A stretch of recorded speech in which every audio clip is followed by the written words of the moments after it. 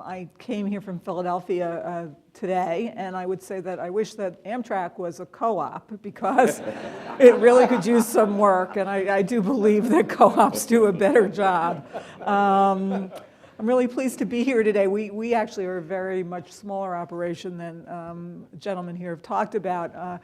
We're based in Philadelphia. We have 220 workers who are paraprofessional home health aides. Our model was based on a model that started in the Bronx, in the South Bronx, Cooperative Home Care Associates, and we are only the second co-op in the country, as far as I know, that operates the way we do. And it's interesting because I believe that it is a very good model for doing the work that we do. Obviously, long-term care is a growing issue in our country, and people's feeling that they want to stay at home is more and more out there. So especially as baby boomers age, there is going to be more need for home care workers. There is a real shortage of home care workers because most of the people who do the work are women between the ages of 19 and 49 or so, and that population is not growing as fast as the baby boomers are needing workers. So the way we work is, let me just tell you a little bit about Home Care Associates. We take care of people who are elderly and disabled in their homes.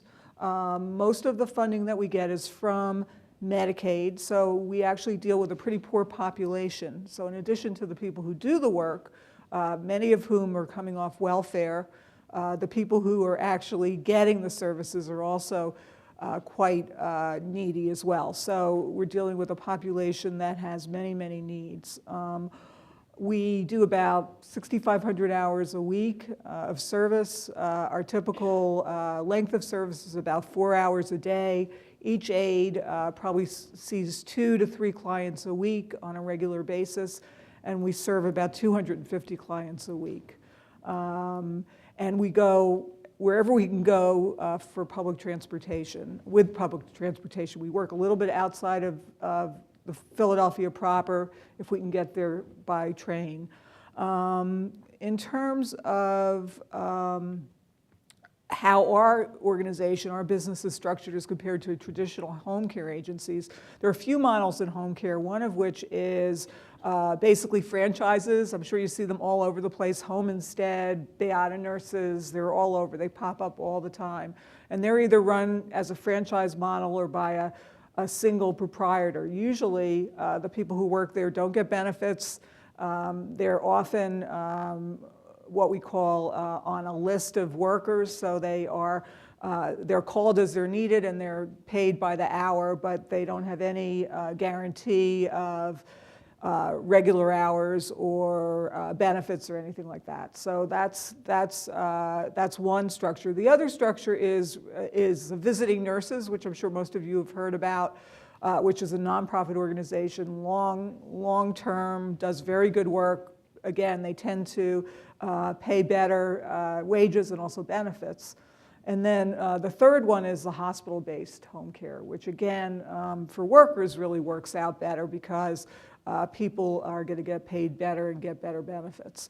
But in terms of our model, there really isn't anybody who does it the way we do. We offer benefits. We pay 90% of health benefits for our workers, health and dental benefits. We offer them a TransPass. Our wage is a little bit higher than the average wage. And I think most importantly, they get to be owners in the company. And what that means is that after they're there 3 months, they can buy a share in the company, and everybody can buy 1 share in the company. So I have 1 share, and 100 other people in the company have 1 share. And that share entitles them to serve on the board of directors, be eligible to serve on the board of directors, so they get to vote for the board of directors. And we just had a very contested election where we had 8 people running for, I think, 6 seats, which was just fabulous. They also make decisions at the end of the year. If the company does well and we have dividends, then the board of directors will make a recommendation to the worker owners and say, X amount of dollars is what we want to distribute.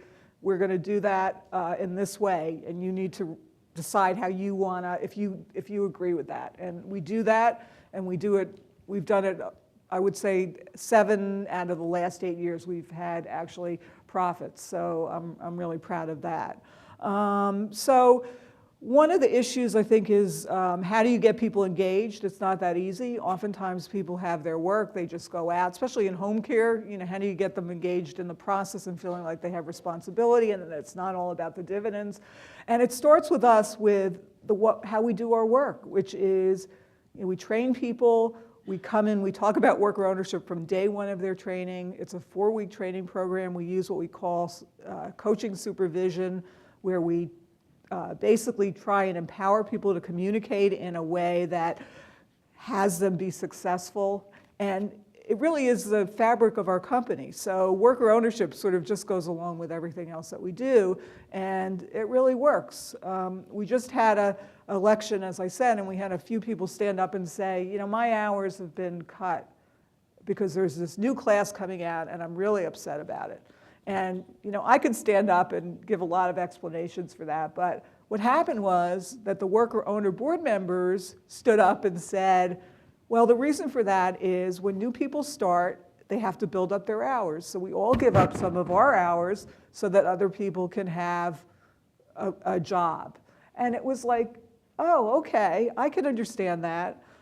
So really that, you know, people who feel like they have some control over their work, and these aren't people who make a lot of money, believe me, I mean the starting wage is $8 an hour, can really understand that how the company works, where the dollars come from, where the reimbursement rates are, and if you show that to folks, they understand why we pay $8 an hour, because we get only so many dollars an hour for reimbursement. So it's been just a really great model. We have been affected by the economy, probably later than other people. We've been able to, again, with our workers, have them really make sacrifices and understand that they want this company to be here, just not for you know, this year, but next year and the year after. So I think it's a great model, and I'd love to see it in more kinds of businesses.